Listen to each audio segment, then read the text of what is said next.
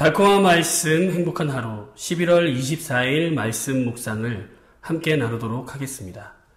오늘 본문은 다니엘서 11장 20절로 35절 말씀입니다. 그 왕위를 이을 자가 압제자를 그 나라의 아름다운 곳으로 두루 다니게 할 것이나 그는 분노함이나 싸움이 없이 몇 날이 못되어 망할 것이요 또 그의 왕위를 이을 자는 한 비천한 사람이라 나라의 영광을 그에게 주지 아니할 것이나 그가 평안한 때를 타서 속임수로 그 나라를 얻을 것이며 넘치는 물 같은 군대가 그에게 넘침으로 말미암아 패할 것이요 동맹한 왕도 그렇게 될 것이며 그와 약조한 후에 그는 거짓을 행하여 올라올 것이요 소수의 백성을 가지고 세력을 얻을 것이며 그가 평안한 때 그 지방의 가장 기름진 곳에 들어와서 그의 조상들과 조상들의 조상이 행하지 못하던 것을 행할 것이요 그는 노략하고 탈취한 재물을 무리에게 흩어주며 계략을 세워 얼마 동안 산성들을 칠 것인데 때가 이르기까지 그리하리라.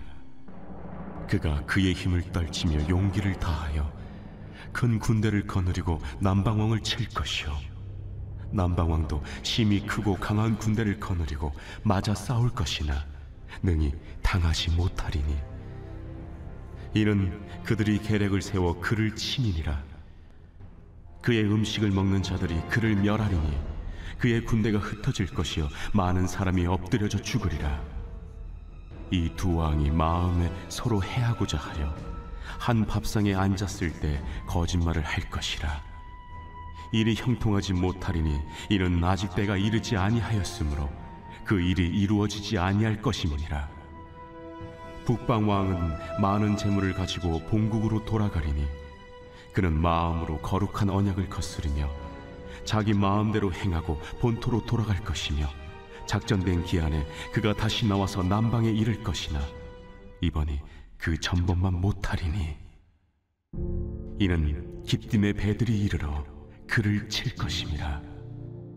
그가 낙심하고 돌아가면서 맺은 거룩한 언약에 분노하였고 자기 땅에 돌아가서는 맺은 거룩한 언약을 배반하는 자들을 살필 것이며 군대는 그의 편에 서서 성소 곧 경관 곳을 더럽히며 매일 드리는 제사를 폐하며 멸망하게 하는 가증한 것을 세울 것이며 그가 또 언약을 배반하고 악행하는 자를 속임수로 타락시킬 것이나 오직 자기의 하나님을 아는 백성은 강하여 용맹을 떨치리라. 백성 중에 지혜로운 자들이 많은 사람을 가르칠 것이나 그들이 칼날과 불꽃과 사로잡힘과 약탈을 당하여 여러 날 동안 몰락하리라. 그들이 몰락할 때 도움을 조금 얻을 것이나 많은 사람들이 속임수로 그들과 결합할 것이며 또 그들 중 지혜로운 자 몇 사람이 몰락하여 무리 중에서 연단을 받아 정결하게 되며 쉬게 되어 마지막 때까지 이르게 하리니. 아멘. 하나님께서는 미래에 일어날 나라를 다스릴 위정자들에 대한 예언을 주셨습니다. 20절을 보면 그 왕위를 이을 자가 압제자를 그 나라의 아름다운 곳으로 두루 다니게 할 것이나 그는 분노함이나 싸움이 없이 몇 날이 못되어 망할 것이요 라고 되어 있습니다.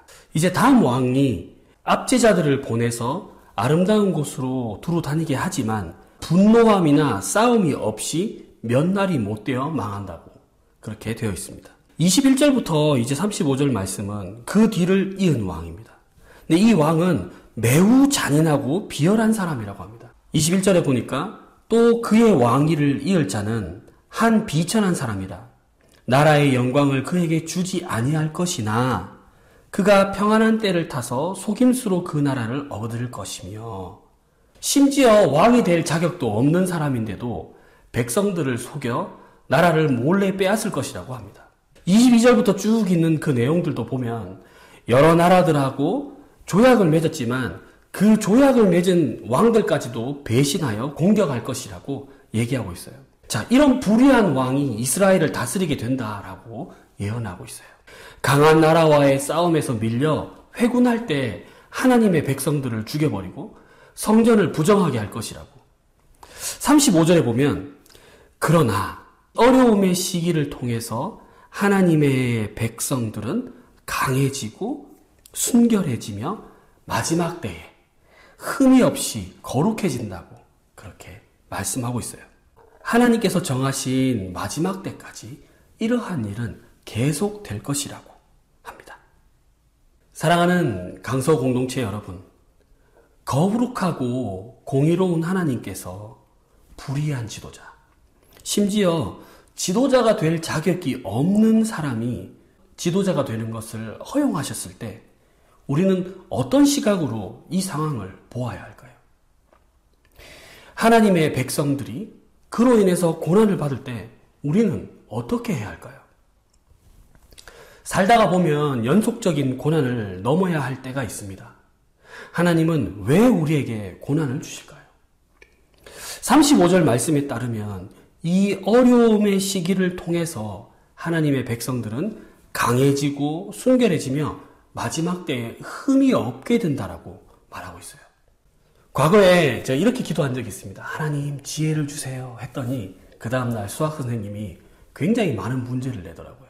왜 수학 선생님들은 학생들에게 풀기 어려운 문제를 줄까요?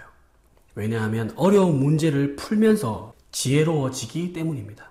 최고로 높은 순도의 금이 되기까지 풀무불의 연단은 계속 될 것입니다. 하나님이 정하신 그 날이 올 때까지 이러한 고난의 일은 계속적으로 반복될 것입니다. 예수님께서 제자들을 불러 이렇게 말씀하셨어요. 누구든지 나를 따라오려거든 자기를 부인하고 날마다 자기 십자가를 지고 나를 따를 것이다. 거룩하신 주님께서 우리 보고 거룩하라고 말씀을 하셨어요. 우리를 거룩해 하시기 위해서 십자가를 지신 주님은 야, 나도 고생했으니까 야, 너도 고생해 라고 말씀하신 것이 아닙니다. 고난 속에서 희생과 헌신을 통해 우리가 강해지고 순결해지며 마지막 때에 우리가 거룩해집니다. 사랑하는 강서 공동체 여러분, 고난을 즐거워하십시오. 고난이 있으면 우리가 주님의 참 제자임을 증명할 수 있는 기회를 얻은 것입니다. 고난의 때를 만나거든 두려워하지 마십시오. 아무리 길다고 하더라도 결국 지나갑니다. 영원하지 않습니다. 그리스도의 고난에 참여한 여러분은 하나님의 영광의 때에 우리를 기다리시는 주님과 함께 즐거워하고 기뻐할 것입니다. 고난을 통해 강해지고 순결해지며 거룩해집니다.